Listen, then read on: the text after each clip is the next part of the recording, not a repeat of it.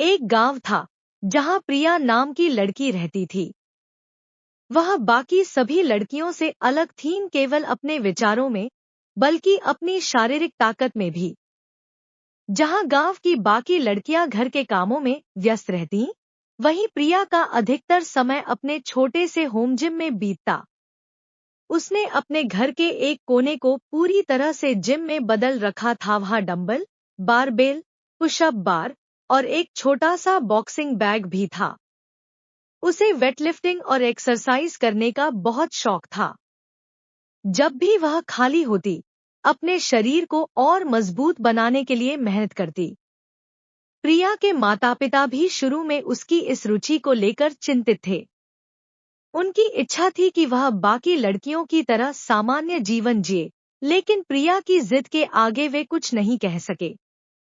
हालांकि गांव के लोग उसकी इस आदत को पसंद नहीं करते थे। वे अक्सर उसे ताने मारते, लड़कियों को इतना ताकतवर बनने की क्या जरूरत? शादी के बाद क्या अपने पति को उठा लेगी? इससे कौन शादी करेगा? लेकिन प्रिया को इन सब से कोई फर्क नहीं पड़ता था। गांव में प्रेम नाम का एक लड़का रहता था। वह भी आम लड़कों से अलग था। प्रेम को कठोर और आक्रामक होने में कोई दिलचस्पी नहीं थी। वह न लड़ाई झगड़े में पड़ता, न ऊंची आवाज में बात करता। उसका स्वभाव बहुत कोमल था। उसे फूलों से प्यार था, किताबें पढ़ना अच्छा लगता था और उसे खाना पकाने में भी दिलचस्पी थी। वह अक्सर अपनी मां के साथ किचन में मदद करता और नए नए व्यंजन बनाने की कोशिश करता। गांव के लड़के उसका मजाक उड़ाते, उसे नरमदिल और लड़कियों जैसा कहकर चिढ़ाते, लेकिन प्रेम को इन बातों की ज्यादा परवाह नहीं थी। उसे अपनी शांति और सौम्यता बहुत पसंद थी। एक दिन प्रेम कॉलेज जाने के लिए निकला। रास्ता थोड़ा उबड़-खाबड़ था और वह जल्दी में था। जैसे ही उसने तेजी से कदम बढ़ाए, अचानक उसका पैर एक पत्थर से टकराया और वह गिर पड़ा। तेज दर्द के कारण वह उठ नहीं सका। उसका पैर मोच खा चुका था और वह लंगड़ाते हुए धीरे धीरे आगे बढ़ने की कोशिश करने लगा।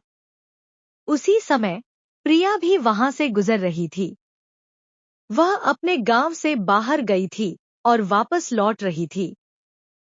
उसने प्रेम को लंगड़ाते हुए देखा तो पास आकर पूछा, क्या हुआ? प्रेम ने दर्द से कराहते हुए कहा, पैर मुड़ गया है। शायद मोच आ गई है। प्रिया ने थोड़ा सोचा, फिर मुस्कुराते हुए बोली, कोई बात नहीं, मैं तुम्हें कॉलेज तक छोड़ देती हूँ। प्रेम ने हैरानी से पूछा, कैसे? प्रिया ने हंसते हुए कहा, ऐसे। और इससे पहले कि प्रेम कुछ समझ पाता, उसने उसे अपनी पीठ पर उठा लिया। प्रेम हैरान रह गया। गांव में उसने लड़कों को लड़कियों को साइकिल पर बिठाकर ले जाते देखा था, लेकिन यहाँ मामला बिल्कुल उल्टा था। वह थोड़ा शर्मिंदा हुआ, लेकिन मन ही मन उसे यह अनुभव बहुत अच्छा भी लग रहा था। रास्ते में दोनों ने बातचीत शुरू की।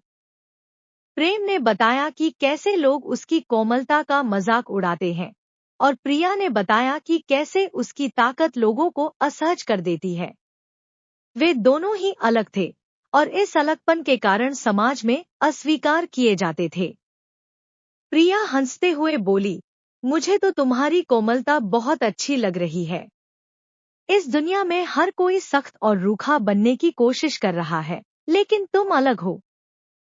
प्रेम मुस्कुराया और कहा, और मुझे तुम्हारी ताकत अच्छी लग रही है। हमें हमेशा बताया जाता है कि लड़कियां कोमल होती हैं और लड़के ताकतवर, लेकिन तुमने यह सोच ही बदल दी। धीरे धीरे वे दोनों अपनी अपनी परेशानियों को भूलकर एक दूसरे की कंपनी का आनंद लेने लगे।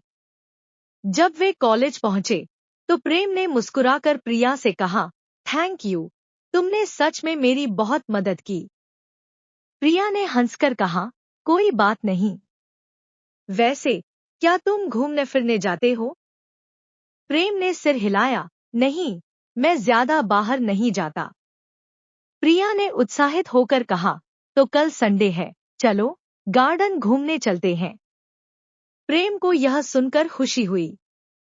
उसने कभी सोचा भी नहीं था कि कोई उसे इस तरह समझेगा और उसके साथ समय बिताना चाहेगा। उसने मुस्कुराकर कहा, हाँ, क्यों नहीं। प्रिया ने उसे अलविदा कहा और अपने रास्ते चली गई, जबकि प्रेम भी कॉलेज की ओर बढ़ गया।